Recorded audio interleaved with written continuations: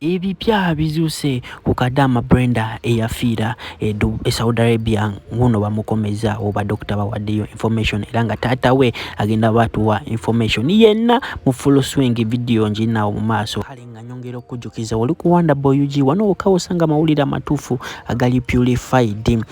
Hajat Kalodo agamba janga kulombere dwe namba yawe SMP 67 olina ebizibu passport ya Ghana buli kimu kyokola kirwawo janga kulombere tuwa ebintu bibyo kola birenga bitambula taratibu dala gobana tana bakompela kano ka video ka like ngabere nkola afi wano kuwanda boyuji kampele ka like ino video beso kutambule tukiri kadama yenali mu nyumba itaga kulina ino information kale kambalekele video ya tata wa Brenda nga chogera ko ngawe bamujama obongo bamujama ebibumba bambi abasinga bazade tubashimanyi nti no muntu wafa ebintu batira bijamu twanga bibiyongera bibire kire biki mubiri kuvunda kale mu kamwe ulide ko mwana bonota mulomoka ide gweretya okusinzira ku report dokita jira tukolera okubba mulako Brenda etochati Brenda murdered Brenda killed and even the oral heart internal organs like the kidneys, the liver, the heart, the brain, all were moved to Lukozika Mugabe. Bobo no mola no tamumo iyemuna abutia.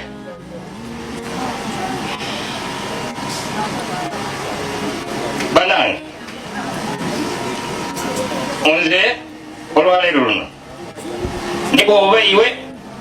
ngoli mwokazi mulungi. Banan ko jine kiriwo. Nibo bamukumotya. Ko jano sobola okuliyame. Nenda kwebaza webaza abataka abano waka bwe twajja mukama n'atuyamba ne tusanga w'ennyumba Brenda gy'abadde akola gy'abadde azimbira bazadde be era bwe naddayo ne mbategeeza nti Brenda bambi afudde afuba kulaba nga bazadde be abajja mu nnyumba eri abateeke mu nnyumba ennungi ne mbasaba waakiri tufube nnyo tutuukirize ekirooto kya Brenda ky'abadde yagendera Saudi Arabia okola era nebaza mukama nti bangi banzikiririzaamu nentandika okuŋŋaanya ssente ennaku zonna okuva we twava wano naye nga nasalawo nga mmanyi nti ebintu by'okuziika ssente tuba nga tuzitwala ku nnamba z'abazadde bambi ziba zigenda kukwasaganya byakuziika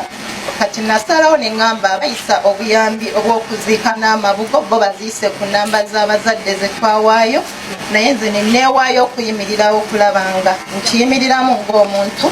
nfuba okulaba nga ennyumba eno tugiggala kuba tunaawaayo ssente tetujja mmanya nti eggaddwa oba tezimaze era nga njagala okwebaza TikTok yonna mu Uganda abali wano be batono ddala kuba abasinga abalala bali Saudi Arabia yennyini muganda waffe gy'abadde akolera era nga twekuŋŋaanya alina 1,000 ayina 500 ayina 1,000 ayina 10,000 bwe mbaseerabidde abasinga obungi baleeta 1,000 2,000 5,000 2,000 ne tufuba okulaba nga tutegedde kuba nabuuza ne bamubulira ebbeeyi y'enzigi n'amadinisa nenzirayo ne mbategeeza era zonna ssente ne tuzisonda era ngenza okujja wano nga ssente ezo zaaweddeyo era zenga Queen Jane neeyama nti we tumala okuziika sigenda kuddayo Kampala ngenda sigala wano nfuba okulaba ng'oba enkya oba kwosa nkya bwe baba banzikiriza nkwasaganya omuntu agenda oteekamu enzigi zino mu nnaku nga 3 we kinaba kisobose ngenda kuva wano nga ennyumba eyo bamaze okugiggala ndyoke nzire Kampala naye nga mbadde mbasaba bamaama mbadde mbasaba bataata buli omu gyali tulabyeko Brenda yekka nga yafudde naye baganda baffe bangi bafiira e Saudi Arabia abazadde bangi bakaaba ate twebaza mukama nti Brenda afudde guno omwezi n'akomawo guno omwezi tulina baganda baffe abafudde nga emyezi 26 tebakomangawo tebamanyi na gye bali mbadde mbasaba buli omu ssaala ye tufube nnyo okusabira baganda baffe abo kuba bambi bakola kukyusa bulamu naye ate bakolera mu kutya kuba bamanyi nti obulamu bwabwe tebuliiwo essaawa yonna nga bwe mbakobaire bambi nti aba TikTok bavuireyo n'entegeka ey'okubona nga bambi bamaliriza enumba zino zigenda kusasula nzigi n'amadinisa So bambi mwebale nnyo mwebalire ddala buli mwalina we yatodde mikwano. Thank you so much. Tugenda kufuna amadinisa 3 agateetaaga ndabirwamu. Tugenda kufuna amadinisa 2 ageetaaga endabirwamu. Tugenda kufuna oluggi lumu olwetaaga endabirwamu waggulu. Tugenda kufuna n'oluggi olulala nga terwetaaga ndabirwamu. I want to join tunagiraga amagiraasi gayinza okwatika koffe tufune gano bwe gati naye tulaba mawanvu. Kati tugenda kukola gano bwe gati. Tugenda kukola gano bwe gati oba 2 ne gano 3 kuba tulina otambira mu bajeti yaffe. Then muno bateekemu endabirwamu gali go tebajja teekamu I think ne gali agenda gakwasaganya sikyo tuli tuguzo gano 3 ne gano 2 kati enzigi tuli wano enzigi zaffe zetuguze bazijjeyo enzigi olwedde bali mu bikolako wabula tulabye we batunda emmere naye mpulira njagala kulya bafa baaba hygiene terabika kuba nnungi abantu booza oba alina akatogo tunaamala galya tuganjala ennuma naye baaba emmere nga we bafumbira kikambwe. Olina akatogo eweiremu akatogo ka muwogo kasente meka kalukumi njagala goyagala